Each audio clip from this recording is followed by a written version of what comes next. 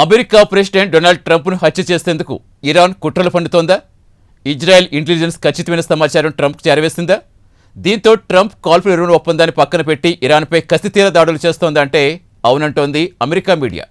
ఇక ఇరాన్ తాజాగా ట్రంప్ను హత్య చేసేందుకు కొత్త ప్లాన్పై కసరత్తు చేస్తోందని వాల్ స్ట్రీట్ జర్నల్ కూడా ఒక వార్త ప్రచురించింది. హత్యకు సంబంధించి ఇజ్రాయెల్ ఇంటెలిజెన్స్ ఈ వారంలోనే ట్రంప్కు సమాచారం చేరవేసిందని CNN కూడా ఒక వార్త ప్రసారం చేస్తుంది. ఇజ్రాయెల్ ట్రంప్పై ఒత్తిడి తెచ్చి కాల్పుల విరమణ ఒప్పందం ఉల్లంఘించి ఇరాన్పై తాజాగా దాడులు చేయాలని ఒత్తిడి పెంచినట్టు కూడా వార్తలు వస్తున్నాయి. ఇక ట్రంప్ కూడా ఇరాన్ హిట్ లిస్టులో తానే నెంబర్ 1 స్థానంలో ఉన్నట్టుగా అంగీకరించాడు. ఇక ఇరాన్ నిజంగానే ట్రంప్ను హత్య చేసేందుకు కుట్ర పన్నుతోందా? ఇరాన్లో ఖమేనీ అంత్యక్రియలు ముగిస్తాయి. ఇక ఇరాన్లో అంతర్గత కుమ్ములాట్ల గురించి ప్రత్యేక కథనంలో మరింత సమాచారం చూద్దాం.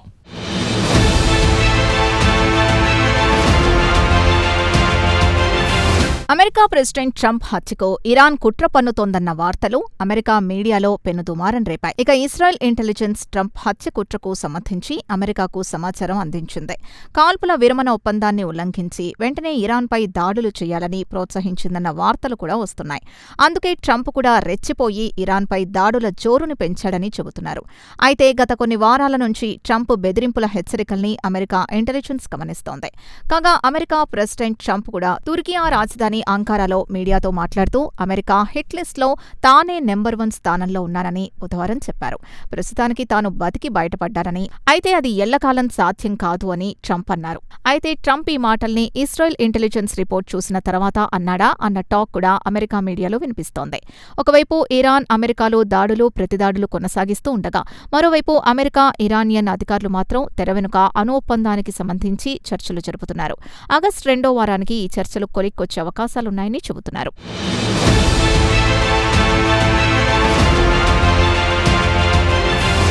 ఇక గురువారం నాడు ట్రంప్, నెతన్యాహు ఇద్దరూ టెలిఫోన్లో సుదీర్ఘంగా మాట్లాడుకున్నారు.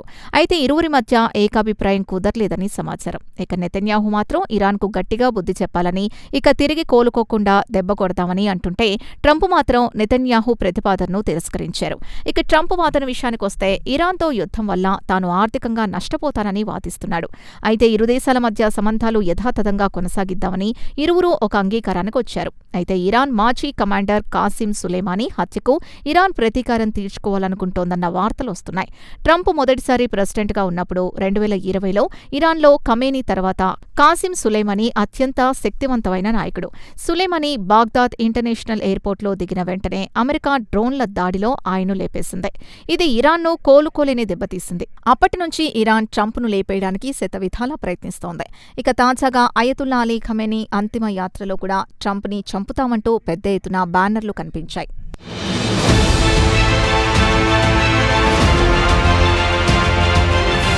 ఇక ఇరాన్ సుప్రీం లీడర్ అంత్యక్రియలు ప్రభుత్వ లాంఛనాలతో ఘనంగా గురువారం ముగిశాయి. అయితే అంత్యక్రియలకు ఇరాన్ సుప్రీం లీడర్ ముజ్తబా ఖమేనీ గైహాజరయ్యారు.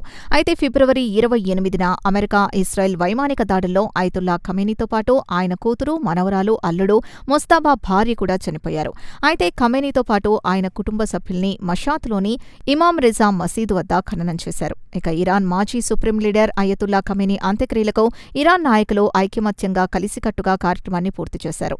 అయితే ఇరాన్ రాజకీయ నాయకుల మధ్య అధికారం కోసం తీవ్ర పెనుగులాట కనిపిస్తోంది.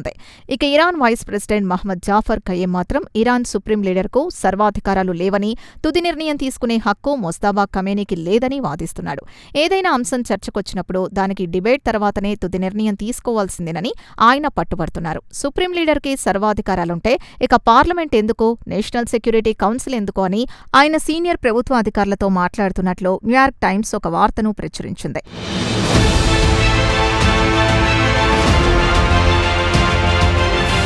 ఇక రెండో అంశం ఇరాన్ పార్లమెంట్ స్పీకర్ గాలిబఫ్. ఆయన అమెరికా, ఇరాన్ల మధ్య చర్చల సందర్భంగా ఇరాన్ తరపున కీలక నేతగా వ్యవహరించారు. ఆయన ఇటీవల లైవ్ టెలివిజన్లో అమెరికా, ఇరాన్ల మధ్య కుదిరిన MOU గురించి వివరిస్తున్నప్పుడు అకస్మాత్తుగా ప్రసారాలు నిలిపివేశారు. అది సాంకేతిక లోపమని భావించారు. తర్వాత చూస్తే ఇరాన్ మత ఛాందసవాదులు బలవంతంగా లైవ్ టెలికాస్ట్ని ఆపించేశారు. వారికి అమెరికాతో శాంతి చర్చలు ఇష్టం లేదని తెలిసిందే. ఇక మూడవ అంశం ఇస్లామిక్ రిపబ్లిక్ పట్ల ప్రజాదరణ గణనీయంగా తగ్గిపోయింది. దీనికి ఉదాహరణగా చెప్పుకోవాలంటే ఇరాన్పై అమెరికా, ఇజ్రాయెల్లు యుద్ధానికి దిగినప్పుడు ఇరాన్ ప్రజలు ట్రంప్కి, నెతన్యాహుకు మద్దతు తెలిపిన విషయాలు చాలా మందికి తెలిసే ఉంటుంది. అయితే ఈ యుద్ధానికి కంటే ముందు అంటే డిసెంబర్లో ప్రజలు ప్రభుత్వానికి వ్యతిరేకంగా నిరసన గళమెత్తారు. తమకు కనీస సౌకర్యాలు కల్పించడంలో ప్రభుత్వం ఘోరంగా విఫలమవుతోందని ప్రజలు రోడ్డెక్కారు. ఇక ప్రభుత్వం ప్రజల నిరసనల్ని ఉక్కుపాదంతో అణిచివేసింది. నిరసనకారుల్ని కాల్చి చంపింది.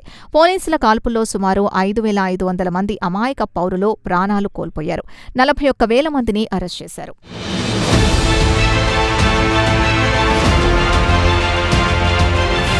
అమెరికా ఇరాన్తో యుద్ధం ప్రారంభమైన తర్వాత ప్రజలు ప్రభుత్వానికి వ్యతిరేకంగా అమెరికా ఇజ్రాయెల్కు మద్దతు ప్రకటించారు.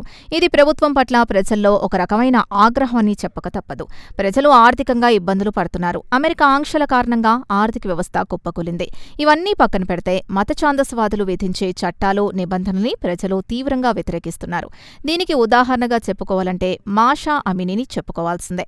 హిజబ్ సరిగా ధరించలేదని పోలీసులు అదుపులోకి తీసుకుని చిత్రహింసలు పెట్టడంతో ఆమె సెప్టెంబర్ 16, 2022లో మృతి చెందారు.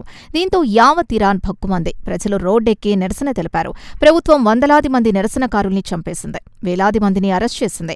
అలాగే పదుల సంఖ్యలో ఉరిశిక్ష విధించింది. దీంతో ప్రజల్లో ప్రభుత్వం పట్ల తీవ్రమైన వ్యతిరేకత మొదలైంది. ఇక అమెరికా ఇరాన్ యుద్ధం ముగిసిన తర్వాత విభేదాలు బయటపడే అవకాశాలు కనిపిస్తున్నాయి. ఇక ఖమేనీ కొన్ని దశాబ్దాల నుంచి ఇరాన్ సాంప్రదాయవాద రాజ్యంగా మార్చాలని గట్టి ప్రయత్నం చేసినా అది వీలుపడలేదు. అయితే ఖమేనీకి తుది నిర్ణయం తీసుకునే స్వేచ్ఛ లేదా అధికారం ఉన్నా ఆయన కూడా ప్రజలచే ఎన్నుకోబడిన ప్రభుత్వంపై ఆధారపడి వాటిని అమలు చేయాలని కోరుకునేవారు.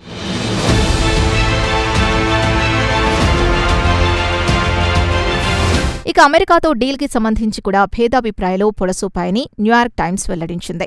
ఇరాన్ ప్రెసిడెంట్ పెజెష్కియాన్ వ్యక్తిగతంగా జోక్యం చేసుకుని ముస్తాబాకు సర్ది చెప్పిన తర్వాత మాత్రమే స్విట్జర్లాండ్లో శాంతి ఒప్పందం ఖరారైంది.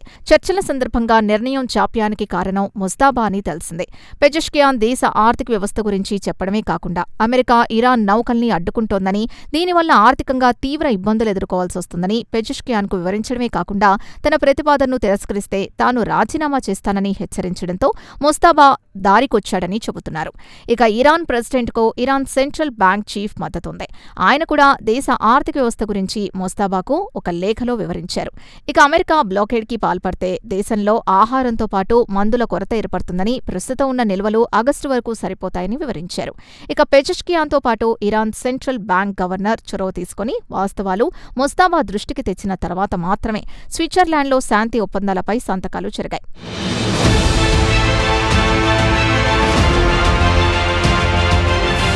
ఇవన్నీ ఒక ఎత్తైతే ఇరాన్కు చెందిన ఐఆర్జీసీ జనరల్స్ ప్రస్తుతం దేశంలో అత్యంత శక్తివంతమైన నాయకులుగా ఎదిగారు. ప్రస్తుతం ఇరాన్, అమెరికా మధ్య ఒప్పందానికి గండికొట్టడానికి యత్నిస్తున్నారు. తదుపరి చర్చలకు అడ్డంకులు సృష్టిస్తున్నారు.